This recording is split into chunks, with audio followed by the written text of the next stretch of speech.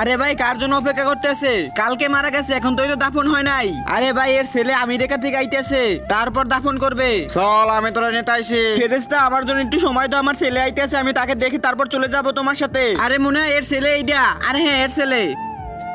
আরে আমার ছেলে চলে আইছে। এ সরো তোমরা এই জায়গা থেকে। আরে ভাই ও কি করতে আছে? আরে ওর জন্য তো দাফন হইতে দেয় নাই। তার আগে দেখি আজকে মা বাবাকে কয়জনে ভালোবাসে। যদি মাকে ভালোবেসে থাকো ভিডিওতে লাইক দিয়ে চ্যানেলটা সাবস্ক্রাইব করে দাও। আর যদি দুজনকে ভালোবেসে থাকো কমেন্টে আই লাভ ইউ বাবা মা লিখে যাও। লাইক সাবস্ক্রাইব না করলে বুঝবো তুমি তোমার বাবা মাকে ভালোবাসো না।